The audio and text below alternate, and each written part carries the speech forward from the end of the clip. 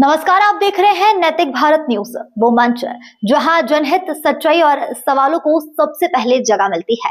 मैं हूं साक्षी और अब शुरुआत करते हैं इस वक्त की सबसे बड़ी और अहम खबरों के साथ। रेलवे लाइन पार करते समय पैसेंजर ट्रेन की चपेट में आने से एक पेंटर की मौत हो गई। यह हादसा शनिवार रात मालदा जिले के गाजोल ब्लॉक के देवतला इलाके के थाली पुकुर गांव इलाके में हुआ। इस घटना से इलाके में गहरा दुख का माहौल है। पता चला कि मरने वाले व्यक्ति का नाम विलियम सरकार है, उम्र लगभग 35 साल। वह गाजोल के कलकुरी गांव में रहता था। उसके पिता का नाम शाहजहां सरकार है। पता चला है कि विलियम सरकार शादीशुदा था और उसका बेटा एक है। लोकल सूत्रों के मुताबिक पेंटर उस रात करीब 8 बजे इलाके की रेलवे लाइन के किनारे किनारे पैदल जा रहा था। उसी समय एक पैसेंजर ट्रेन आ गई और वह उसकी चपेट में आ गया और मौके पर ही उसकी मौत हो गई। घटना का पता चलते ही लोकल लोग मौके पर पहुंचे, फिर लाश की पहचान की गई और परिवार वालों को बताया गया। सूचना मिलने पर गाजोल थाने की पुलिस मौके पर पहुंची। इसके बाद रेलवे पुलिस ने बॉडी को बरामद कर पोस्टमार्टम के लिए बालूर घाट मुर्दा घर भेज दिया। इस दुखद हादसे से पूरे इलाके में मातम छा गया है। আনুমানিক আপনার 8টা নাগাদ আমরা ফোন মারফতে জানতে পারি যে আমাদের কালীপুকুর রেললাইনের রাস্তার এখানে একটি দুর্ঘটনা ঘটেছে। আমরা এসে দেখতে পাই যে একজন ছেলে স্পট ডেটে মারা গেছে।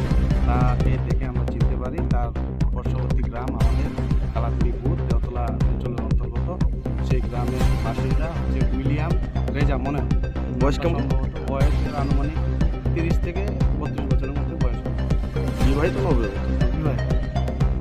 এবার আমরা চাই যে দীর্ঘদিন ধরে আমাদের এখানে দাবি আছে যে আমরা এই রাস্তাতে পারাপারের জন্য আমাদের খুব অসুবিধা হয়। মাঝে মধ্যে রেল ডিপার্টমেন্টের লোক এসে এটা খোদাখুদি করে দিয়ে বন্ধ করে দিয়ে চলে যায়।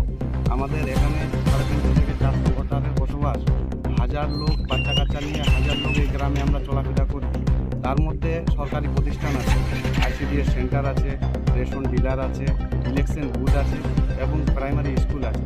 আমাদের গ্রামবাসীর অবিলম্বে দাবি যেন এখানে আমাদের একটা গেট করা হয়, রেল থেকে আমাদের জন্য গেট করে দেয়, যেহেতু লোকজন যেন ভালোভাবে যাওয়া আসা করতে পারে, স্কুলে বাচ্চা কাচ্চারা যেন ভালোভাবে যাওয়া আসা করতে পারে, অন্তঃসত্ত্বা যে মা বোনেরা আছে তারাও যেন ভালোভাবে যাতায়াত করতে পারে এবং কি যারা বয়স্ক বাবা মারা আছে যাদেরকে আমাদের ডায়ালিসিস করাতে নিয়ে যেতে হয়, আরও ডাক্তার বাড়িতে নিয়ে যেতে হয়, তারাও যেন সুস্থভাবে পার হতে পারে। যেমন গবাদি পশু আছে, আপনার প্রত্যেকটা বাড়িতে বাড়িতে সবাই এখন গবাদি পশু পালন করছে, তারাও যেন ভালোভাবে সুস্থভাবে গবাদি পশুগুলোকে পারাপার করতে পারে, সেজন্য আমাদের রেল সুব্যবস্থা করে দেয়। আগামী দিনের জন্য এরকম আনুমানিক আপনার মানে 8টা থেকে 8টার মধ্যে এটা ঘটনাটা। কি ট্রেন ছিল ভাই? এই ট্রেন আপনার মনে হয় রিজার্ভ ট্রেন ছিল। আচ্ছা, আপনার নাম, আপনার বাড়ি? আমার নাম লুইস রহমান, আমি